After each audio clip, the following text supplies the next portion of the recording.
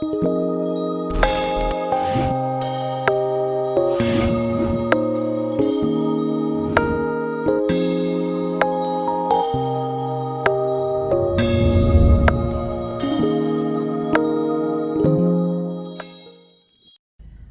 promise, chose due. Je vous avais dit, je viendrai encore pour vous expliquer la situation que nous vivons dans des communautés chrétiennes, etc. C'est compliqué. C'est une histoire vraie. Comme je vous avais dit que je devais vous raconter cette histoire qui fait froid dans le dos, bien-aimé dans le Seigneur. C'est compliqué. C'est l'histoire d'un couple. Un couple qui servait dans une église. Je tais le nom, mais l'histoire s'est passée au Congo. Je tais le nom des protagonistes, comme je vous dis souvent. Regardez l'anonymat des personnes qui nous donnent leur témoignage. Donc, ça s'est passé au Congo. C'est un couple qui servait le Seigneur. Messieurs servaient le Seigneur vraiment. Et la femme également était une fervente croyante qui avait donné sa vie au Seigneur depuis son enfance. Donc, ils grandissaient comme ça. Et dans la même église... Et dans la même église également, il y avait deux sœurs qui étaient vraiment là, disponibles, toujours disponibles pour aider les bien-aimés. Elles étaient toujours là dans le service également. Elles servaient le Seigneur à leur niveau. Elles grandissaient ensemble. Elles croissaient spirituellement, voilà, dans le Seigneur. Voilà, tout comme le couple que je venais de vous parler. Bien-aimés. Les deux sœurs en question, c'est-à-dire c'était des sœurs qui étaient tellement impliquées au point où la confiance avait déjà gagné les cœurs des autres croyants de l'assemblée, parce que c'était vraiment des sœurs qui étaient vraiment très engagées. Quand elles entendent qu'il y a un malheur ici, elles sont là, elles sont présentes, elles sont toujours là, nettoyant l'église, etc. Et voilà qu'un bon jour, comme elles faisaient des plantations également des champs, et elles ont décidé d'aller rendre visite au couple en question, au couple dont j'ai parlé au départ.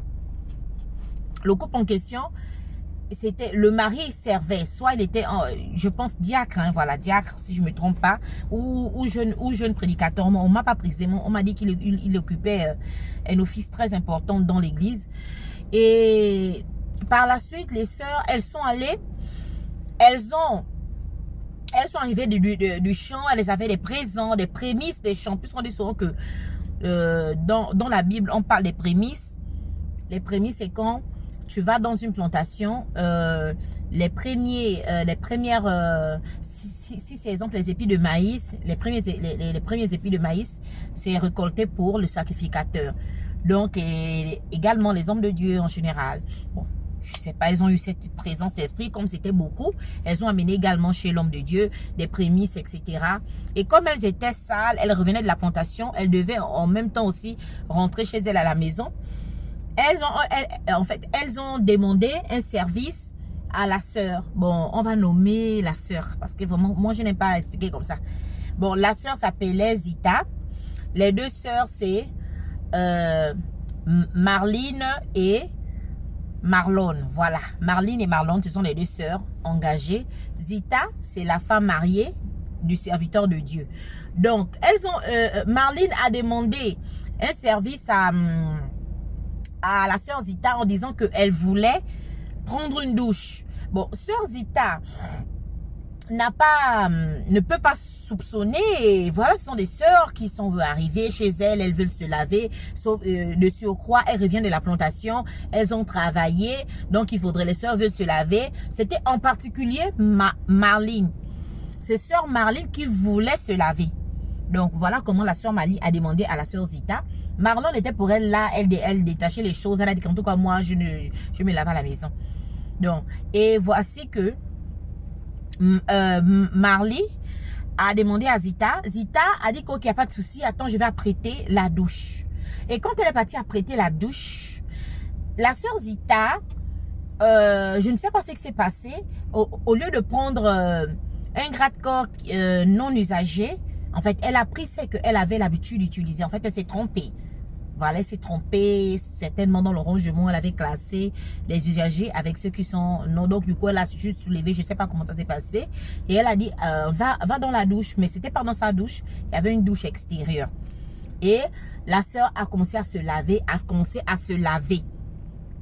Bien aimée dans le Seigneur. Et après, ça s'est bien passé. Elles se sont séparées. L'autre est rentrée chez elle. Ainsi de suite. Mais bien aimé dans le Seigneur, qu'est-ce qui s'est passé par la suite? Où je vous dis que c'est compliqué. En fait, vous allez voir, c'est même là où l'histoire commence. La sœur Zita va aller de ce pas, débarrasser là où la sœur s'est lavée, etc. Et tout rentre dans l'ordre, elle récupère, elle se rend compte que oh, c'est mon cas, c'est encore bon, c'est pas grave. Elle a rincé et elle a commencé par utiliser ça. Et les jours passèrent et voilà, 3 jours plus tard, je pense, ou 4 jours plus tard, la sœur commence à avoir des œdèmes sur tout le corps, ça ne va pas. Son mari l'emmène à l'hôpital. On fait des examens, il n'y a rien. Le corps sent, il y a des problèmes. En fait, elle sent, ça ne va pas. Ah, mais qu'est-ce qui se passe? Elle n'a pas fait quelque chose. On n'a retrouvé rien dans les examens de sang, etc. Son mari, comme c'est un serviteur de Dieu, il a dit que non, là, c'est quand même bizarre. Essayons de regarder aussi dans le domaine de la spiritualité parce que ça ne s'explique pas. Ils ont dit, ok, il n'y a pas de souci. Parce qu'ils ont fait les examens de sang, ça ne donne rien. Ils ont changé de centre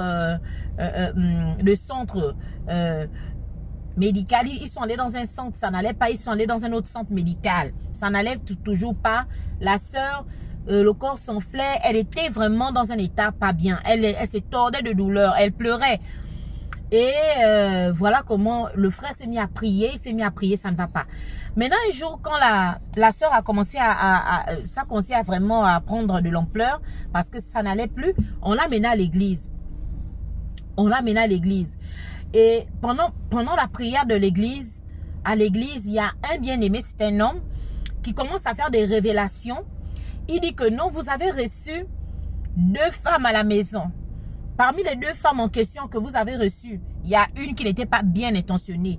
Et c'est la dame en question qui aurait manipulé Zita afin qu'elle l'utilise, afin d'envoûter son gras de corps. Vous voyez, c'était des sœurs en Christ de la parole.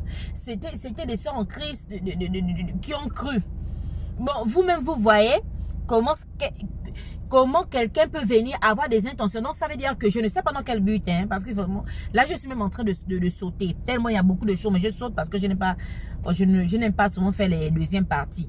Donc, vous voyez vous-même le mauvais cœur de Marley qui avait l'intention d'envoûter la pauvre sœur. Donc, Dieu a révélé ça. Dès que Dieu a révélé ça, et on a commencé à prier, on a chassé l'esprit et tout est rentré dans l'ordre. Mais il fallait maintenant confronter la sœur en question. Mais ça s'est mal passé. Donc, vous voyez, bien aimé, on doit faire attention. Ce n'est pas tous ceux qui se disent Seigneur, Seigneur, qui ont le Saint-Esprit et qui iront au ciel. Il y a d'autres qui sont là, mais ils sont là en mission. Ils portent, comme on dit, c'est un loup sous la peau d'un agneau qui rentre parmi les agneaux pour chercher une personne. Je ne sais pas quel était le mal de la sœur Zita. Donc, le mal, c'est parce qu'elle a accepté les sœurs. Donc, vous voyez vraiment, c'est une histoire vraie qui s'est passée, qui montre encore combien de fois, sans la prière, la puissance et la prière. Et Dieu merci qu'à l'église également, il y avait les visionnaires, ceux qui avaient des dons de vision, etc. pour voir ce qui s'était passé. Sinon, elle devait mourir. Parce que l'hôpital avait dit ça, on ne peut plus. C'est fort. Donc, vous-même, vous voyez. Donc, c'est un peu ça. Ceux qui ne sont pas encore abonnés à notre chaîne des témoignages en Jésus-Christ, prière de le faire. Donc, nous publions des histoires vraies vécues par les chrétiens dans le monde entier. Donc, c'est un peu ça, des histoires qui édifient et non seulement édifier, mais ça sensibilise également. Toute chose, c'est la prière. Que Dieu vous bénisse et à la prochaine dans un nouveau témoignage en Jésus-Christ.